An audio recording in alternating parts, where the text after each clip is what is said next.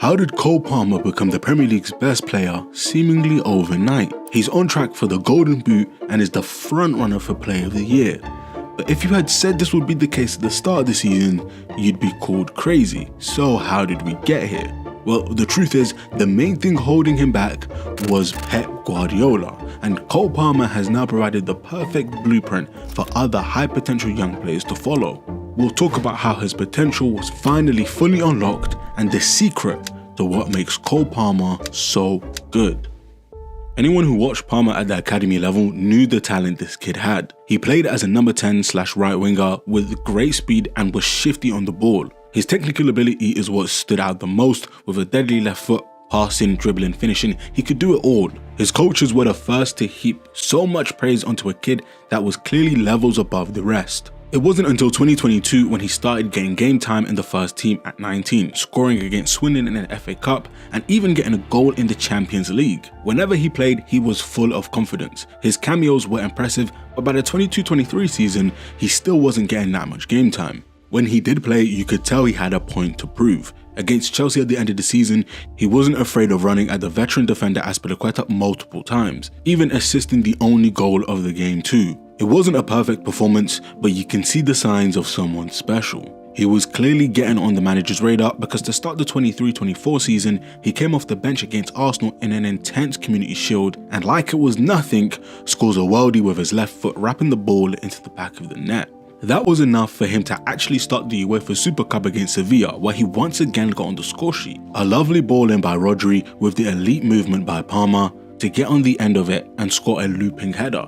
Against two big clubs in two big games, Palmer had scored in both. It was clear to Cole that he was good enough to play against Europeans' top sides, but that wasn't what Pep Guardiola had in mind. See, Palmer is 21 years old, and up until this point as a City player, he only played 1,481 first team minutes. If we compare that to the other big academy prospects, Foden, Rico Lewis and Oscar Bob, by the same age, Foden had over 6,500 minutes.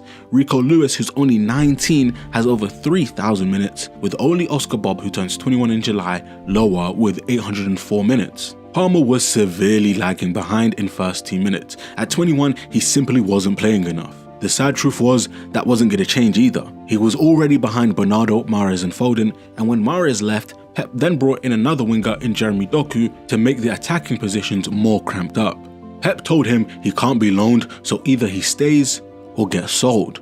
In that moment, Palmer had a massive choice to make. Stay at the club you've been at since 6, or leave. Deep down, he knew staying at City, it was going to be impossible to get the minutes he needs to fully develop his game. So crazily enough, he told Pep he wants out. Pep even told him, Mahrez is leaving so you have a chance to play, but Palmer wasn't hearing it. Chelsea came knocking and spent a massive £40 million on him. For someone with 1,500 minutes of first team football, that was insane. But clearly they saw something in him most didn't. In fact, only a few knew how big this transfer was for Chelsea. Specifically, this one guy in the comments of The Athletic announcing Palmer's departure. Wow, sensation. I'm convinced City have made a catastrophic error. Palmer is gonna be a superstar. Some fans thought Palmer joining Chelsea for game time was silly, but realistically, there were maybe 1 or 2 players that might have rivaled him compared to the 6 players firmly ahead of him at City. It was a risk for Palmer, but like I said, the kid knew he was good. He always played with a ton of confidence, and to him, this was a no-brainer, and boy, how right he was. He immediately started getting minutes, and it didn't take long until Palmer was dubbed the best player at Chelsea, being the first name on the team sheet every week. His elite technical ability we saw at City was on full display. His dribbling is super effective, being able to switch directions quickly and lose his opponent, with finishing that actually rivals some of the best number 9s in the league. He has become a goal scoring machine with some beautiful finishes, being able to place the ball right into the corner where no keeper can reach. Combine that with his playmaking too.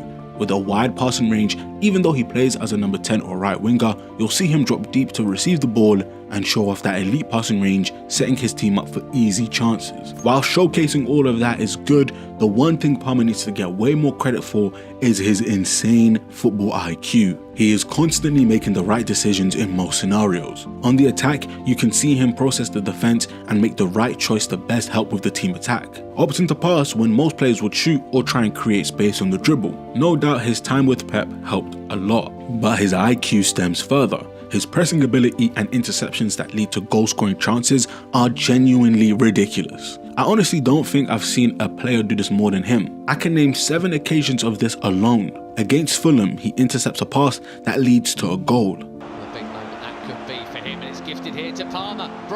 Against Villa, he expertly reads Longley's pass but can't convert.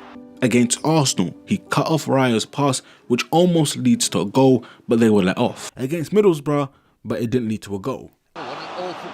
Against Luton, he did this and had the elite finish to match. Mistake has given Palmer. He did this against Middlesbrough again with a goal this time. Mistake has given Palmer the ball. He can score.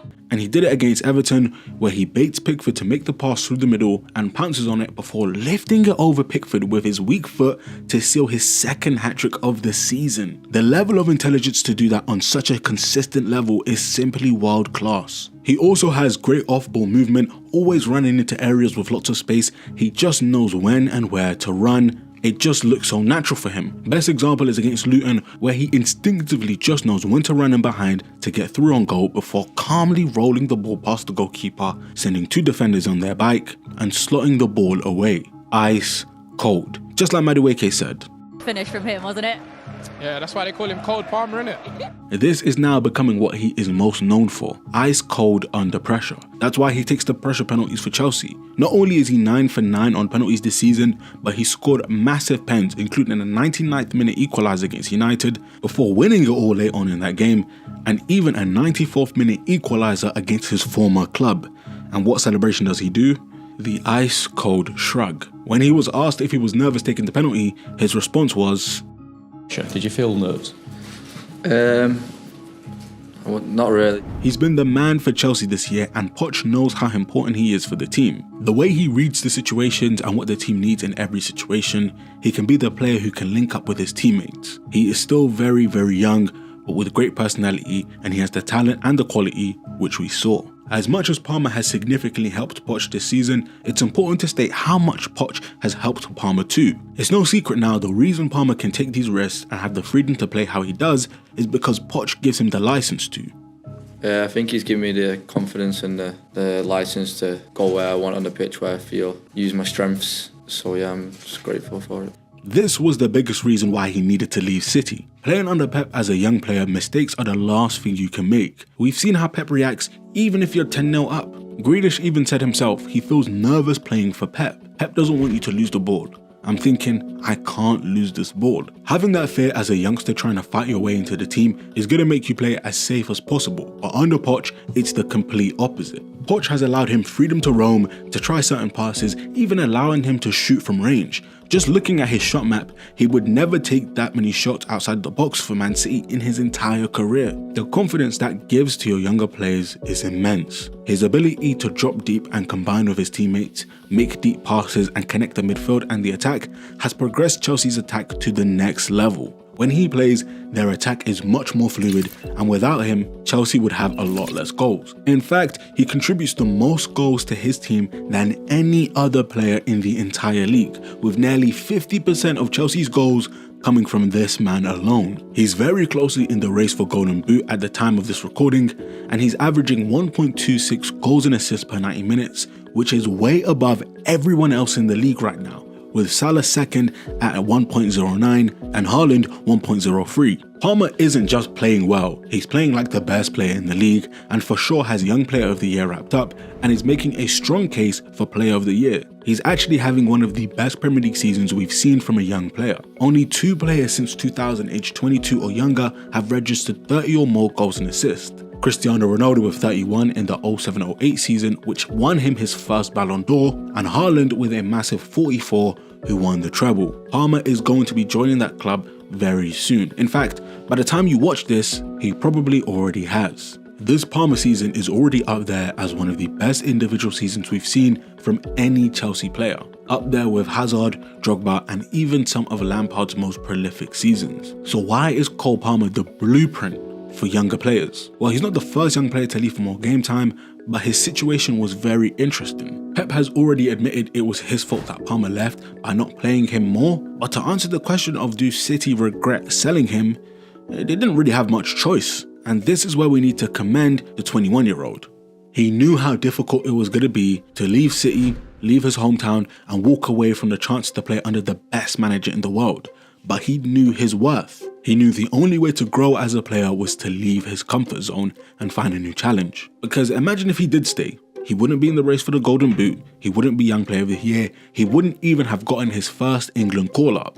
I mean, Palmer isn't fighting to go to the Euros anymore, he's fighting for a starting role. None of that would have happened for him if he didn't make the right choice for himself. The example Palmer is setting isn't for the youth players who are never going to get minutes, it's for the youth players with that 5-star potential to be truly world-class players sitting on the bench week in week out, begging to get a sniff of game time. Your progress is being halted, and going on loan isn't the solution. That only works if you know the position you're going to play is going to lose 2 or 3 players soon. But temporarily going to a country you're unfamiliar with, not even having a chance to settle in, isn't great. Actually leaving seems more sensible. Even the kids that move to big clubs at a young age with hopes of making it in their first team isn't the right move. Odegaard is one that springs to mind, joining Real Madrid at 15 but never having a real path. Being loaned out left and right, never settling into a club, hurt his progress more than it helped. Eventually, he was loaned to Arsenal for 6 months, then joined them permanently. Soon after, he was made Arsenal captain and is now fulfilling his true potential and is helping lead Arsenal to potential trophies. It's something Haaland has made sure to avoid in his career, moving from Molde to Salzburg, and after Salzburg had the choice to go to many clubs, but decided to go where he would get game time in Dortmund, which skyrocketed his development and eventually earned him a big money move. Bellingham and Sancho both did the same thing and it paid off for them. Someone like Xavi Simons returning to PSG after leaving for PSV only to then go out on loan to Leipzig, and he still might not have a spot when he returns to PSG, is wild. Arda Güler, another one. Yes, he was injured, but even after he's returned from injury, he's played a whopping 98 minutes this season. An entire year of no football, and there's no path for him because there's no way he gets into this Real Madrid squad. He'll be loaned out constantly and his growth will slow down. It's something I slightly worry might happen to Endrick. With Mbappe coming in, Vinicius Jr., Rodrigo, Jude all ahead of him, plus more, there doesn't seem to be the most obvious pathway for him unless he basically joins and ends up being the best attacker in the world straight away. But this Palmer situation extends to the young players who feel some sense of loyalty to the clubs that have helped them become the footballers they are today. The truth is, game time is more important than loyalty when that club will have no problem kicking you to the curb. The biggest example in England right now is Emil Smith-Rowe. This guy was Arsenal's first choice left winger and was playing so well he was getting England call-ups with a few caps under his belt. But after one injury setback, he's now behind Martinelli, Trossard and Jesus at left wing and behind Rice and Havertz at that left-sided number 8. Most Arsenal fans know ESR has to leave to develop but don't want to see him go. But he has way too much potential to be riding the bench for the rest of his career. There is no pathway for him and he needs to get out while he can. Palmer is by no means the first player to ever do this, but he's for sure one of the biggest examples of leaving his hometown because he wasn't playing and instantly becoming one of the best footballers in the world. We have never seen someone have the same turnover as him, going from relatively unknown to now playing on the international stage. He's the blueprint of what young players today can actually become if they actually prioritize development over big clubs. And there's no doubt this guy will only get better from here on out.